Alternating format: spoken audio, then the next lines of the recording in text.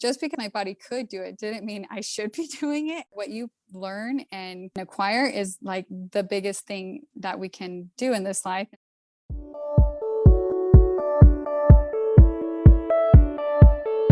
So you want to make an impact. You're thinking about starting a business, sharing your voice. How do women do it that handle motherhood, family, and still chase after those dreams? Well, listen each week as we dive into the stories of women who know. This is Call Me CEO.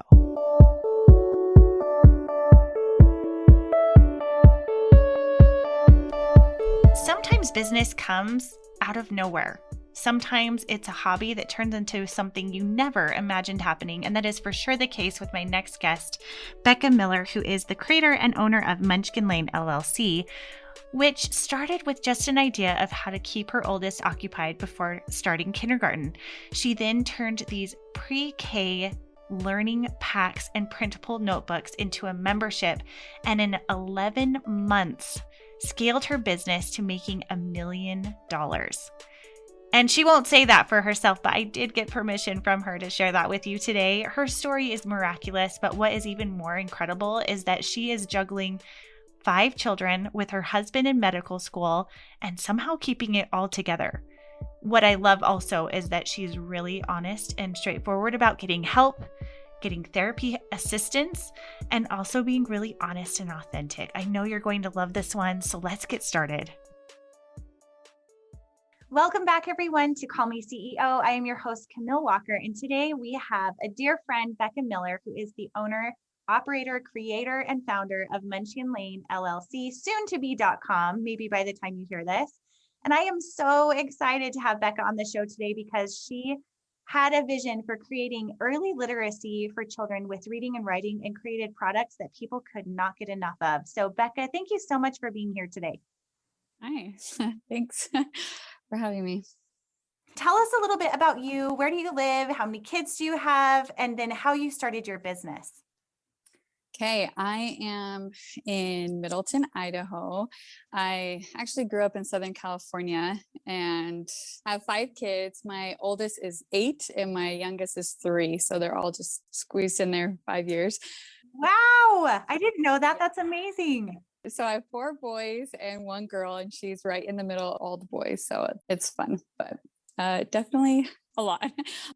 Actually, at the time when they were babies, it was no big deal. And I much rather have like 10 babies at once than have kids that can talk. Because like I'm realizing when they can talk back is when it gets a lot harder than when they're babies who cry and you can just cuddle them and feed them. And yeah, so.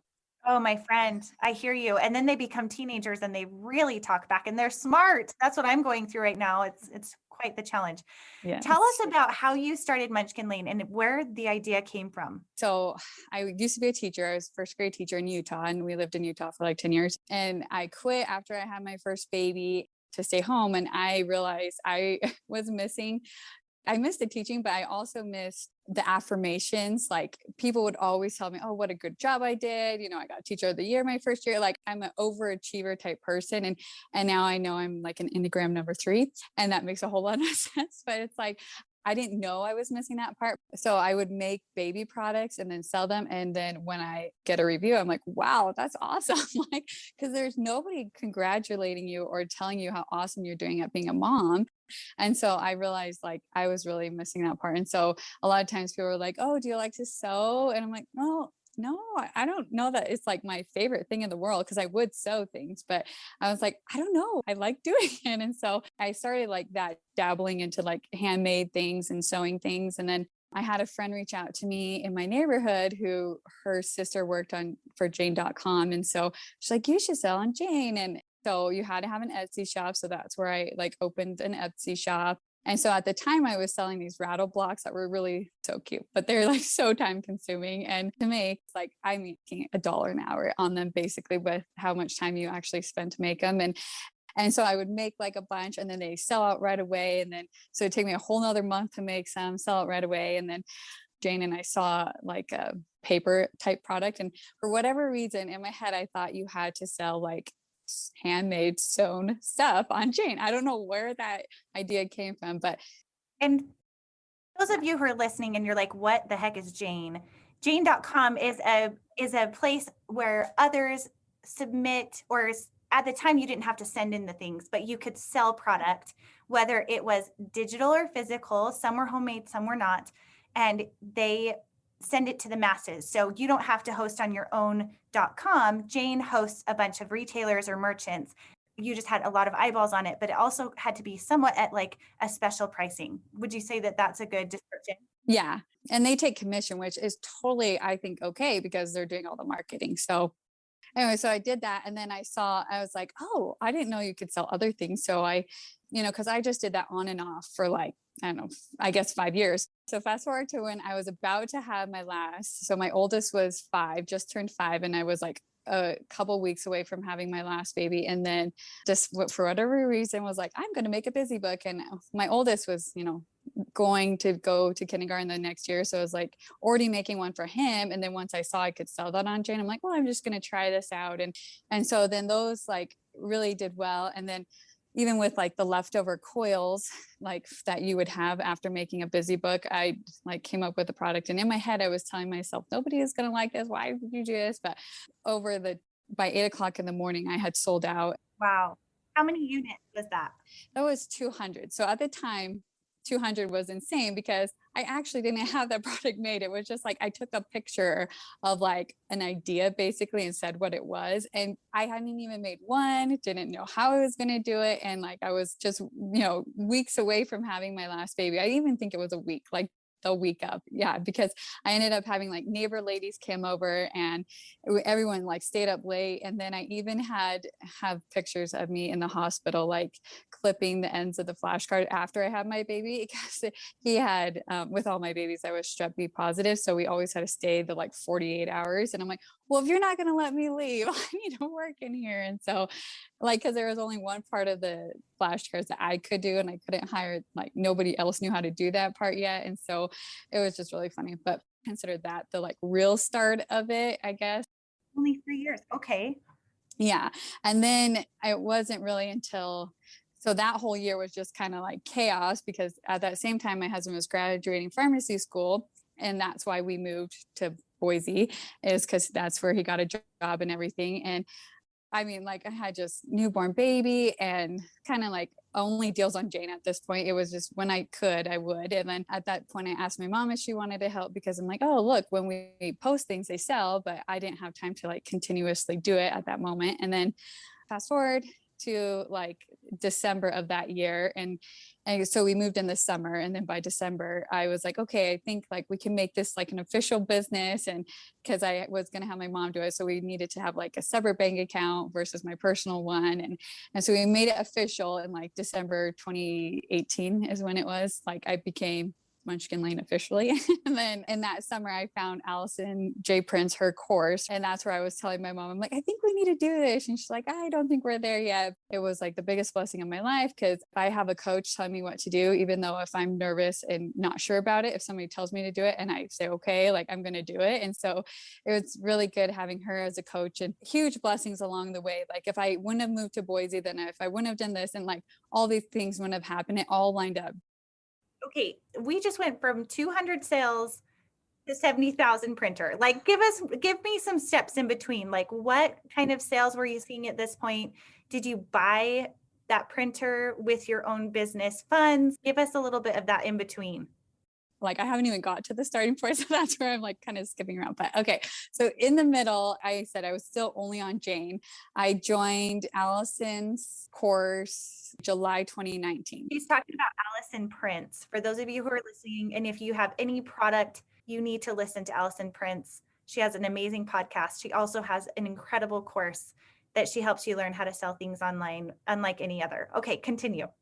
Okay. So then I joined hers in like July. So it had been like a year after we moved to Boise. And then that's when I like got my Shopify account. So I had munchkinlanellc.com. And then that was like the start of me selling stuff on my own website, but it was like slowly trickling in because I was just learning everything. And so by March of the next year, 2020, COVID, then that's when she was telling me I should get the printer because just in March on Jane, I had sold like 5,000 orders all at once because it was for COVID and everyone needed educational stuff. And I happened to have all that stuff. And so it was just like kind of out of nowhere. And so I had all these teenager girls come over, and I still did not have a real printer at this time. It was just like 3 Office Depot printers, and everything was like by hand. So I probably didn't make as much profit wise because I had to pay so many like employees to do it all and get it all done. So that's really where I got that COVID March time is where like I went huge on Jane. And then after that, I feel like Jane kind of is oversaturated now with sellers. So it's really hard to have your deals be seen on there. But at the time, it was a huge blessing that I ever got that, because then that is what created me to have enough income to buy a printer. And so like right after that is when Allison was like, yes, get a printer. And then we even had like our meeting. I was in her insiders group. She doesn't have it anymore, but when I was in there, she was like, we had a meeting about finances, and they were saying, yes, whenever you can pay for something, pay for it all out. And I had just met with a printer guy that was telling me a printer was 20 grand. So in my head, it was like, pay for it full price. That's what you're supposed to do. And thinking it was only going to be 20 grand, which that's still a lot of money. And then I go in and they're like, you need a color one. And it's this, and it's almost $80,000. And I was like, what? That's like everything I made. And so, but I was like, I got to do what Allison says. She said, pay for it if you have the funds. And even though it was like, I felt like almost going to eat all the chunk we had just made, but I just went for it. With that printer company, that the one we ended up going with had a tech guy. So they have a tech guy that will come to your house and show you how to use the printer on your computer, because they want you to use it, because you still have to pay for it every single month. The clicks you use, which are like miles on a car, is clicks on a printer. And he sat at my house for like 2 weeks with my kids running everywhere, and it was total chaos. And he showed me how to use all the Adobe programs. And I had never even heard of them, never even knew what they were, anything. And it was so over my head at the beginning. But after he showed it to me, then it was like, my head exploded with a million more ideas of things I could do. And then at that same time, an influencer who I followed had a little boy who had heart problems, and her daughter couldn't go to preschool because of COVID. And if she did go, like, it would be a problem if she came home and got the little boy sick. And so then I was like, oh, I could make her a workbook, basically would teach her everything she would learn at preschool, and then just do a little bit each day. And then was able to do that because this guy had shown me for 2 weeks how to use Adobe. Otherwise I would have never learned how to make the workbook. How long did it take you to learn those programs? For 8 hours a day, he came to my house for 2 weeks. So like 2 weeks of just like full immersion, doing nothing else but that. Yeah. And then, I mean, I still didn't know everything. Like really to this day, it was like every single month, we just learned something more and more and more that was more efficient. So like a year ago today or tomorrow, around the same time is when I first posted, like, here, I made a workbook and I'm going to make it a subscription and send it every month. And just kind of, that's really when my business exploded. And I had no idea. It was just like an idea I had. And then even my employees were like, how are you going to make one of these every month? That took you a really long time to make. And I was like, I don't know. I'm going to do it. I can figure it out. And I don't know. It was just a huge, huge blessing. And then in the middle of all of that, I forgot to say, my husband decided after like a year and a half-ish, a little less than a year and a half, that he wasn't feeling fulfilled as a pharmacist and wanted to go to medical school. So at first I was like, you're insane. Like, I just went through pharmacy school with basically myself raising all these little babies. And then now you want to do this? And no, like, this is crazy. But then it was like also a series of miracles where I just felt like, yeah, he should do this and we need to do this. And so he left in January of 2020. So that was like before I bought the printer, before this big, huge thing. And so at that same time, it was like, on Jane, you can kind of hide. You don't really have to, like, nobody knows who you are, what your products are. And then, so that's where it was like, after he left, it was me like finding out, okay, I should like post on my own social media. I should have my own website. And like, but I was nervous about putting myself out there. And then him leaving meant I was now the only source of income for my family. Oh, and by leaving, I mean, he went to a medical school in the Caribbean because we already had a huge amount of student loan debt from pharmacy school. And so we went with the St. James School, where they teach you in the Caribbean for a discounted price for normal medical school, but they only accept Americans. And then you do all your rotations in America 2 years after your schooling in the Caribbean. So it was like, okay, my baby was 1, my oldest was 6. Okay, wait. Hold on here. So your husband leaves to go live in the Caribbean Hmm. and you're at home with 5 kids running this business. Yes. So, What? Like how are you doing this? miracles. Like that's what I'm telling you. Through a little bit, like how much is he gone? Because he's in school, so I didn't assume he's like Yeah. full time. Like how often are you seeing him? When it started, he was in the Caribbean in a different country, like not in America. It was supposed to be 2 years, but then March happened, which COVID happened in March. And so he got sent home.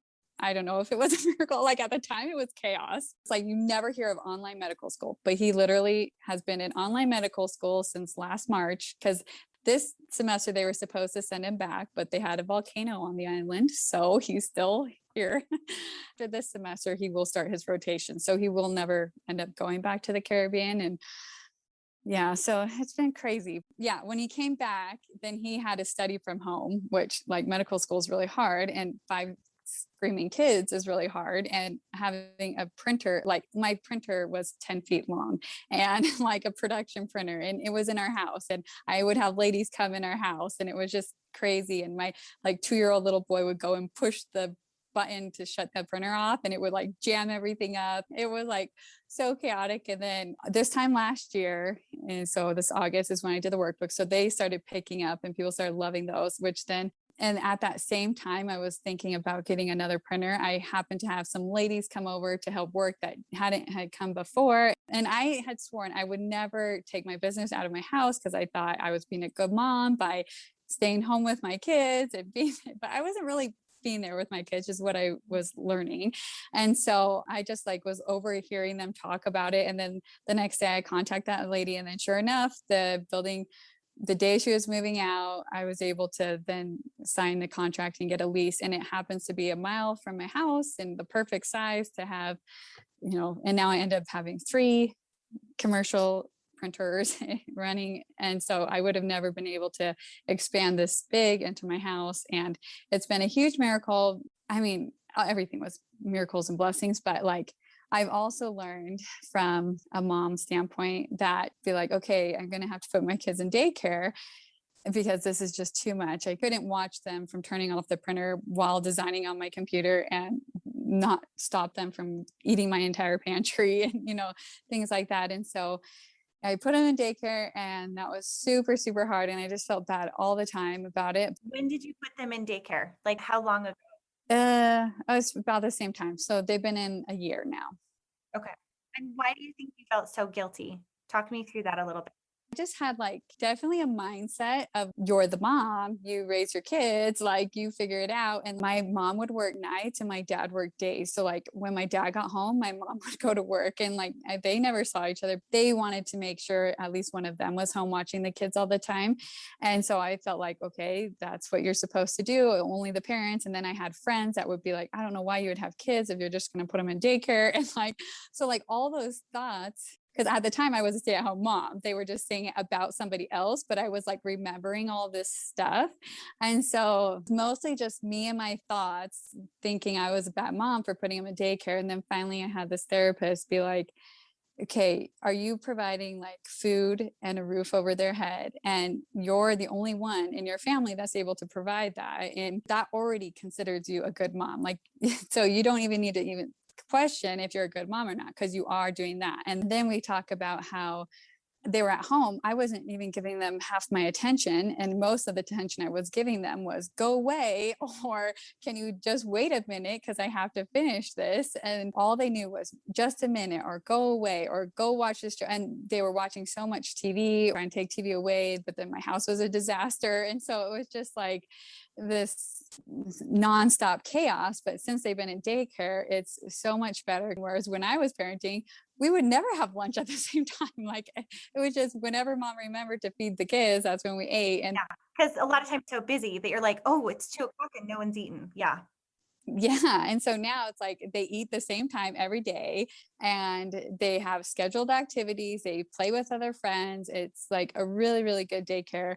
And it happens to be like another mile away from me. So it's like, I'm really close to where it is. So if I need to leave, I can, but then like leave to go pick them up is what I mean. And yeah. And then when I go home, it's okay, leave work at work. And then all of my attention is on my kids. So I realized, okay, 4 hours of undivided attention is way better than 8 hours of half attention where I'm not even present most of the time because I'm constantly thinking of to-do lists or, oh, can I squeeze in a few minutes here? But now it's like, okay, instead of trying to squeeze time in, oh, let's play a game. Like, let's actually kick the ball instead of me sitting on the bench while you're kicking the ball. And so it's definitely been a learning curve for me to not think of myself as a bad mom, but I definitely see the benefits for them being in daycare and then us having together time that's totally intentional and not interrupted with work. So I appreciate you saying this because I have not myself used daycare. However, I think the way you're describing not having to divide and the struggle back and forth, and oh my gosh, having live printers that are printing a product that it could like stall the whole thing. I can imagine that being really hard of not wanting to yell and scream and be like, what are you doing? Ah! Like I would totally do that. So it sounds to me like there's a few things I want to comment on. And one, where you're saying, it's incredible that you are a wage earner. I mean, you're bringing in the income for your family. That alone is amazing. I also want to point out that for me and for many women that I know, having something outside of the world of motherhood makes them a better mother because they need something more. Not everyone is that way, and that's fantastic too. But I think that recognizing that, and especially being a 3, which I am as well. So I get that where it's like you seek for maybe outside accomplishments so that you can bring your best self forward. So I think that's really a good thing to think about and tap into. And then I love what you're saying about designated time where you have time blocks, because it's a lot easier when they're napping. It's a lot easier when they're in school. But come summertime or come a time in your life, especially where you have so many tiny, tiny kids, like you really don't have a pocket or a window. It's just someone is always going to be needing something. I just don't want you to have that mom guilt. You're just doing incredible, incredible things. What do you think that transition and what has helped you the most, would you say, with quality of life, where making that transition of being like, I'm doing the right thing here? for me, I know it's not going to be forever. It's like they're not going to be little forever. I don't want to miss out on this little time. But then that's where I like really just soak up the little, like the hours I do have with them. And then I just finally told myself I'm doing the best I can with my circumstance. And I've gotten my business to a point where now soon, I thought it would be already, but soon I have other employees that could run it, the day-to-day stuff. So I should be able to go home most of the day, and I'll probably do like just a couple hours every morning and then have most of the day with them. And so I already knew it wasn't going to be forever. I knew I could eventually hire a lot of it out, but they love it for the most part. But after a weekend together, then Mondays are sometimes kind of hard, but just like, oh, mom's doing this. So then, we can spend even more time together in the future than I would be able to if I had just normal 9-to-5 job. Because by doing this kind of business, I mean, I had to put so much work into it this last year, but because of that, I should be able to have more time going forward and do more things with my family than I ever would have been able to otherwise. So, Yeah. Wow. What a crazy chain of events that your husband was going to leave and you were like, okay, let's do this. And then COVID hits and your business explodes and he's able to be home. Like that's pretty amazing. Would you say when you started this business, did you have an end goal in mind of what you hoped to have happen? Do you have an end goal now? And where are you in that time?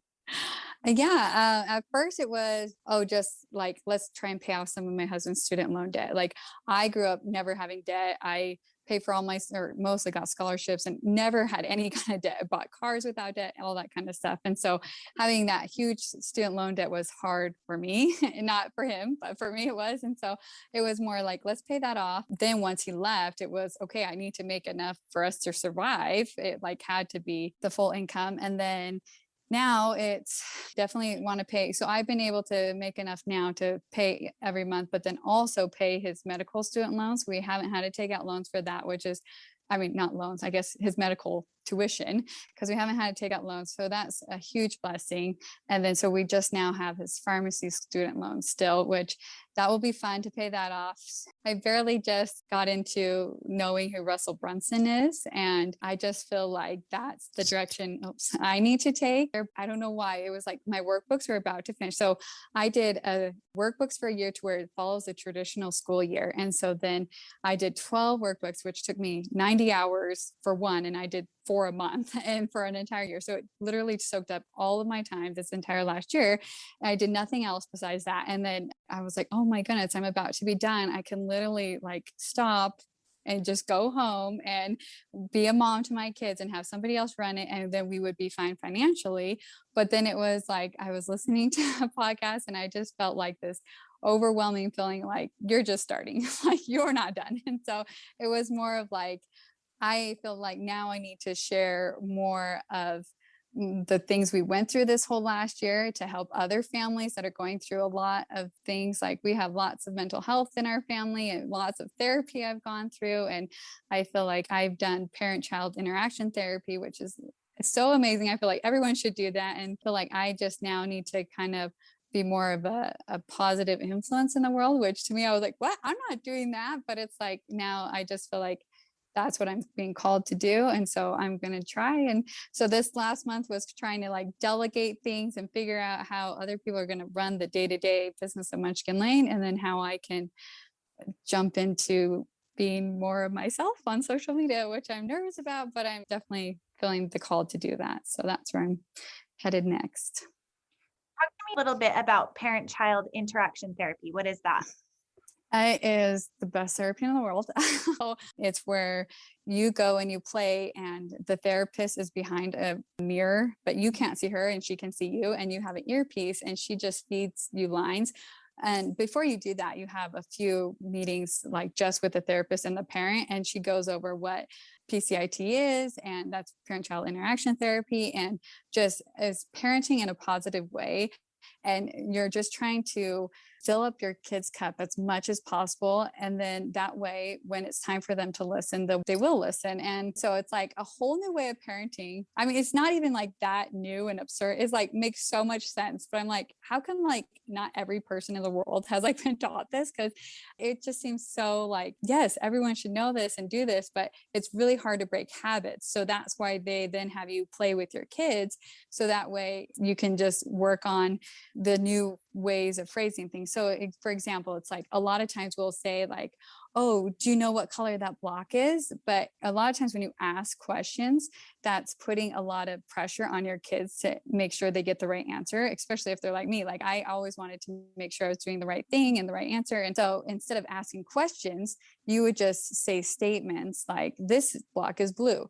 Your kid is going to learn whether the block is blue, whether you say it or they guess and get it right, or guess and get it wrong. Like either way, they're learning if you point to a blue block and say blue is blue versus asking them the question. And so it's a lot of just like little tiny tweaks to the way you talk to your kids to make them feel less pressure of needing to perform and to get things right. And then also they teach you ways to like be consistent and set up privileges. So then when your kid gets in trouble, you would lose their privileges, but they actually know it's a privilege. Because sometimes we were just like in the moment, like, you're going to lose this for the rest of your life. But to them, losing a trip to Disneyland, it has the same like cognitive effect on their brain as losing their iPad for 15 minutes. Like to us, it seems like it would be a way bigger deal, but to them, it's like the same effect. So they teach you how to just take consequences away in the day and not carry it on over to the next day. And it's just amazing. And it's like so much behavior change I've seen in my kids and my family and just my home and the way we talk to everybody. And because there was chaos for so long. And Yeah. so like, Oh my goodness. Well, girl, you're like running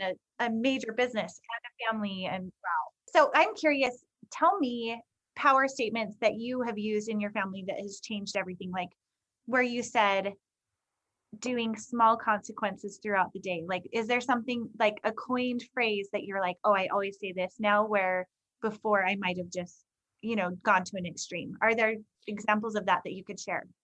yeah. So you would just say, instead of asking a question, that's what I was the worst at, was asking. I would always say, can you please do this? Can you please do that? Will you do this?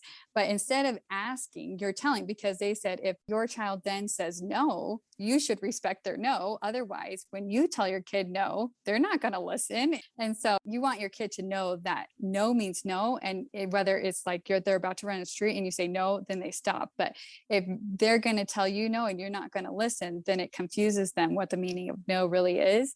So instead of saying, can you please put your shoes on? You say, please put your shoes on. Or you can say, we're getting in the car right now. I'm going to put my shoes on. And then let's see if Megan will put her shoes on with me. And you're just saying things in that phrase. And sometimes when I really can't think of how not to say it in a question, the therapist told me a good word to use is I wonder. Like, I wonder if you're going to get your shoes on with me or not, because then it's like putting it in their control and you're not asking them to. And I heard once, it's good to say it's time for bed, or it's time for dinner. Is that another phrase that they suggest?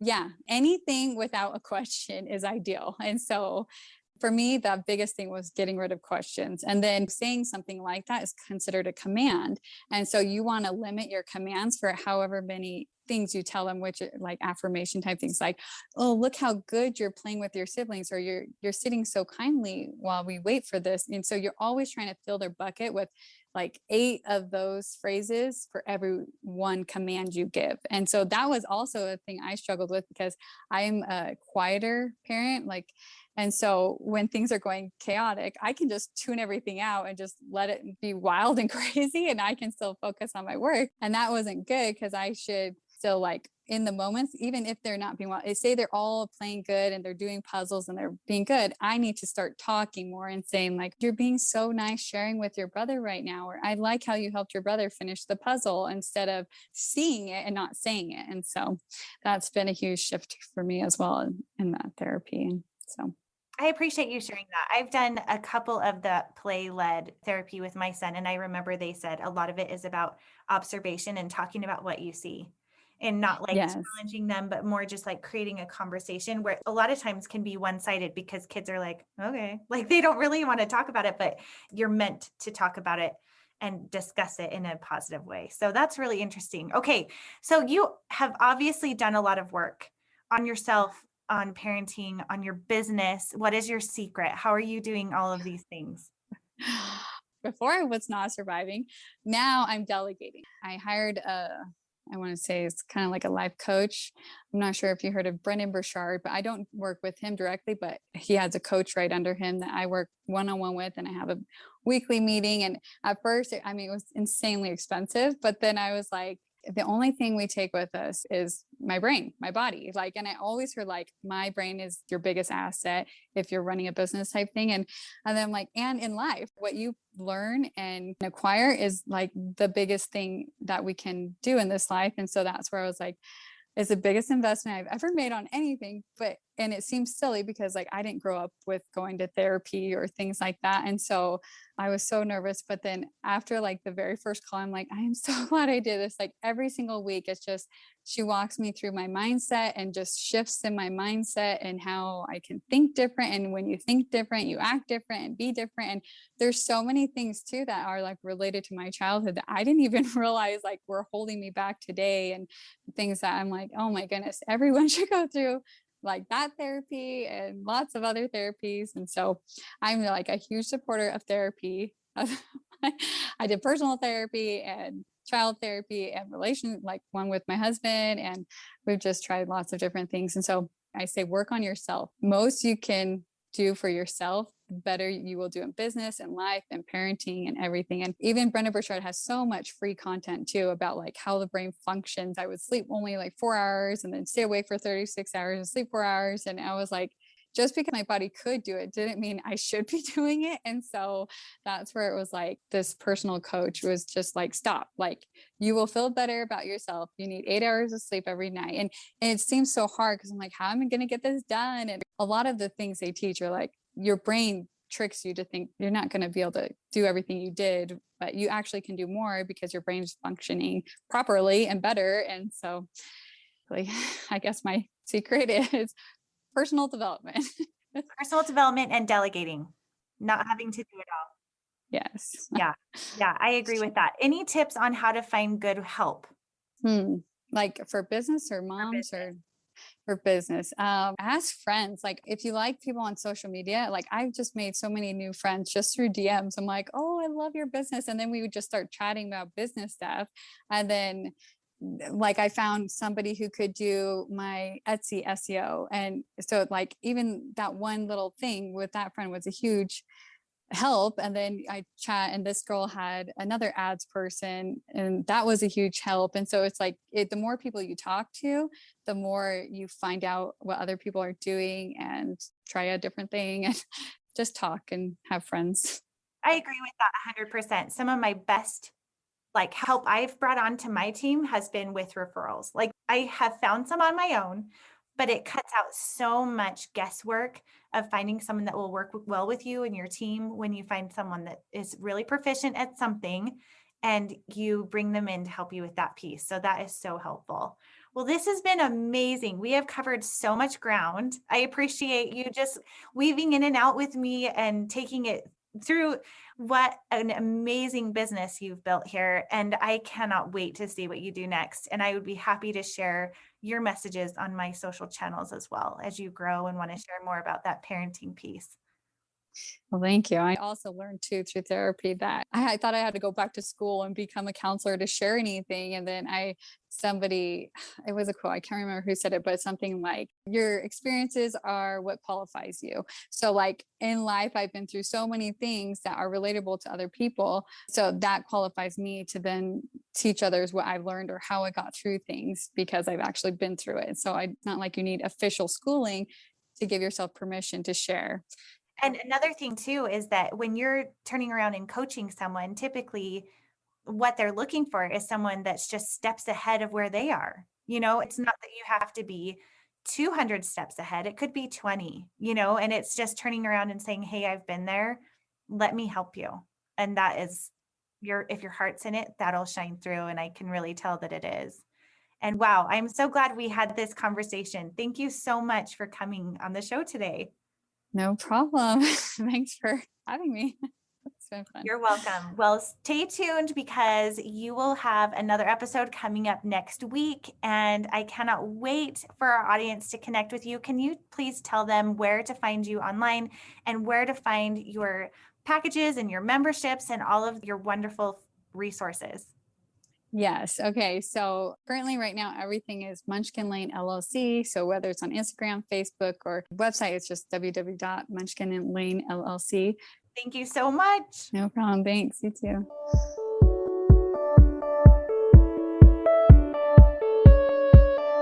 Hey CEOs, thank you so much for spending your time with me.